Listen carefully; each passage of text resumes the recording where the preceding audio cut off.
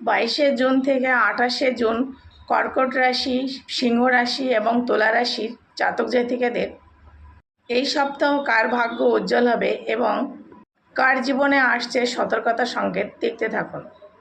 তবে একটা কথা সবসময় আপনাদের মনে রাখতে হবে, ব্যক্তিগত জন্মছকে ফল কিন্তু অন্যান্য হতে পারে।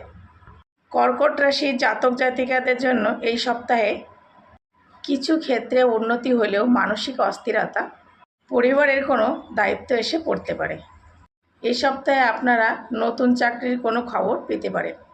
আত্মীয়দের সঙ্গে সম্পত্তি বা অর্থ নিয়ে মতবিরোধ হতে পারে, এই দিকটা আপনারা একটু সতর্ক থাকবেন।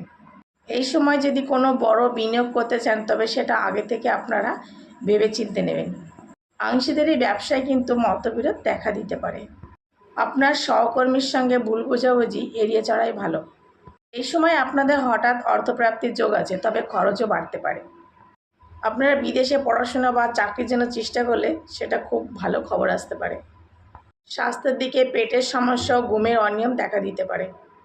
আপনাদের শুভ দিন সোমবার ও বৃহস্পতিবার, কিন্তু সবথেকে সতর্ক থাকবেন বুধবার।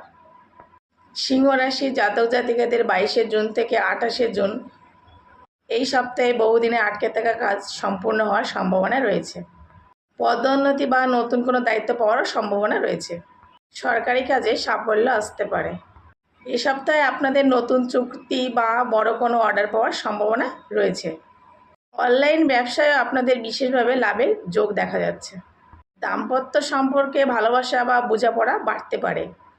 এই সময় আপনাদের সন্তানের দিক থেকে কোনো সুখবর আসতে পারে। এই সময় আপনাদের বন্ধুর সঙ্গে ভুল বোঝাবুঝি হতে পারে। অহংকারী কারণে সম্পর্ক নষ্ট করবেন না। এই সময় আপনাদের পুরনো পাওনা টাকা ফেরত পাওয়ার সম্ভাবনা রয়েছে। ভ্রমণের পরিকল্পনাও সফল হতে পারে। আপনাদের শুভ দিন রবিবার, মঙ্গলবার। কন্যা রাশির জাতক জাতিকাদের 22 জুন থেকে 28 জুন এই সপ্তাহে ধৈর্য আপনাদের অত্যন্ত গুরুত্বপূর্ণ। তাড়াহুড়া করে কোনো সিদ্ধান্ত নিলে সমস্যায় পড়তে পারেন।